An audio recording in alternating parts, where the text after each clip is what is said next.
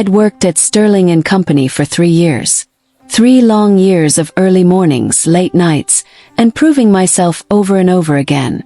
To everyone else, I was just a Mara from accounts. Quiet, reliable, replaceable. But what nobody knew was that I wasn't just an employee. I was watching everything, learning everything, waiting. Hi viewer, before we continue, please do me a favor and hit that subscribe button, thank you. The morning it happened started like any other. I got to the office early, coffee in hand, ready to finish a report before the team meeting. The office was still quiet, the hum of the air conditioner the only sound. I sat at my desk and opened my laptop, completely unaware that within the next hour, everything was about to change. By 9 a.m. the office was buzzing, phones ringing, people chatting, keyboards clicking. At exactly 9:30 an email went out. Mandatory team meeting. Conference room. 9:45. Everyone groaned. Meetings at Sterling and Company usually meant one thing. Our manager, Mr. Collins, was in a mood. And when he was in a mood, someone always paid for it. We all filed into the conference room. I took my usual seat near the end of the table. Mr. Collins stood at the front, arms crossed, face tight with irritation. This wasn't new. He had a reputation. Harsh, loud, intimidating. But that day, something felt different. He didn't start with updates. He didn't start with numbers. He started with anger. This department, he snapped, pacing back and forth, has become completely incompetent. The room went silent. Nobody dared to speak. I have tolerated mistakes for too long, he continued. That ends today. My stomach tightened. I glanced around. Everyone looked tense. Then he stopped pacing and turned directly toward me. Amara. My heart skipped. Yes, sir. He walked closer, slowly, deliberately. Do you know why we're here? I shook my head. No, sir. His lips curled into a cold smile. We're here because of you. The room shifted. People exchanged glances. Confusion spread across their faces. I don't understand, I said. Oh, you understand, he replied sharply. The financial report you submitted yesterday? My mind raced. Yes. It's wrong. I frowned slightly. That's not possible. I double-checked. Are you calling me a liar? He snapped.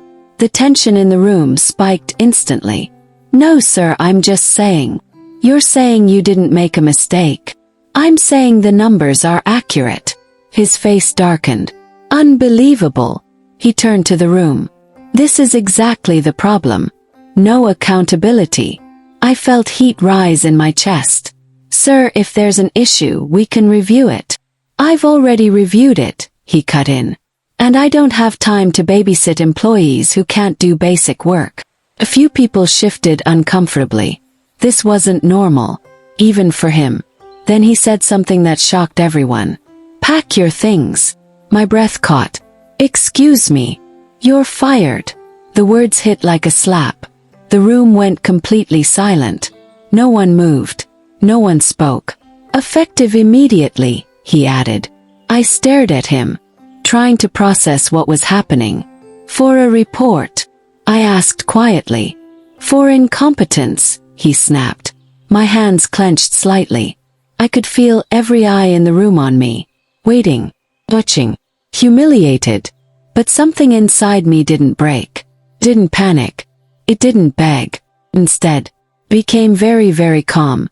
Are you sure about this decision? Yes. He laughed. Oh, I'm very sure. I nodded slowly. Okay. Then I stood up. And that's when things started to change. Because while everyone else in that room saw an employee getting fired, they had no idea what was about to happen next. I walked out of the conference room slowly. Not rushing. Not panicking. Just calm. Behind me I could hear whispers starting. What just happened? Did he really fire her like that? That was harsh. I ignored all of it. Instead of going to my desk to pack my things, I walked straight past it, straight past the elevators, and toward a part of the building most employees never entered. the executive floor. Few people noticed. Confusion flickered across their faces. But no one stopped me. I stepped into the private elevator, pulled out my phone, and made a call. "Hi, this is Amara," I said calmly. "Can you ask the board to come in immediately?" There was a pause. Then, "Of course, ma'am." I ended the call, took a deep breath, and waited, because the truth was, I hadn't just been working at Sterling and Company. I owned 51% of it. 3 years ago, after my father passed away, I inherited his majority shares. But instead of stepping in as the new owner, I made a different choice. I wanted to see how the company really operated. Without influence, without special treatment. So I joined as a regular employee. And what I saw over those 3 years wasn't good. Mismanagement, toxic leadership, and people like Mr. Collins abusing their power. Had been watching, learning, waiting for the right moment. And today, he gave it to me. An hour later, the boardroom was filled. Executives, directors, people who actually knew who I was. I sat at the head of the table, composed. When Mr. Collins walked in and saw me sitting there, his face changed instantly. Confusion, then concern. "Amara," he said slowly. I smiled slightly. "Mr. Collins." He looked around the room, then back at me. "What is going on?" I leaned forward. "Please," I said calmly. "Have a seat." He hesitated, then sat. The room was silent, waiting. I folded my hands and spoke. "About an hour ago," I began, "you fired me." A few board members exchanged glances. Mr. Collins forced a laugh. "Well, yes, there was an issue with her performance." "Her," I repeated softly. He froze. The room shifted. "You mean me," I said. He swallowed. "Yes, you." He nodded. "Interesting." I reached for a file on the table. "And you're absolutely certain about your decision?" He straightened slightly. "Yes." I slid the file across to him.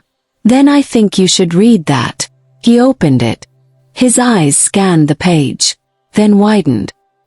His hands began to shake, because written clearly at the top was something he never expected to see. Ownership structure, Sterling and Company. And right there, name, majority shareholder, 51%. The room went completely silent. Mr. Collins looked up slowly, his face pale. You're... I smiled calmly. "Yes, I am." The realization hit him all at once. "You own the company." I leaned back in my chair. "Yes. And you fired me this morning." The room held its breath. Mr. Collins looked like he might faint. I didn't know." "Exactly," I said. "You didn't know." I stood up slowly. "And that's the problem." I looked around the room. At Sterling and Company, leadership has been operating without accountability. My gaze returned to him. "That ends today." He opened his mouth to speak, but no words came out. "Effective immediately," I continued calmly. "You are terminated." The same words he used on me now returned. The room remained silent. Then one of the board members nodded. "Agreed." Another followed. "Agreed." Within seconds, the decision was unanimous. Mr. Collins sat frozen, defeated. Suppose. Picked up my phone. "Security will escort you out." He didn't argue. He couldn't. As he stood up slowly, I added one final thing. "Oh, and Mr. Collins." He paused. Without turning, I smiled slightly. "Next time you decide to humiliate someone in front of others," I let the moment hang, "make sure you know who they are first." He said nothing, and walked out. That afternoon I returned to the same office floor. But this time, everything was different. People stood straighter. Voices were quieter. Respect filled the space where fear used to live. And for the first time in 3 years, Sterling and Company felt like it had a future again. 'Cause sometimes, power isn't about what people think you are. It's about what you know. And when you choose to reveal it, So if you enjoyed this story, don't forget to like, subscribe, and share for more powerful storytelling.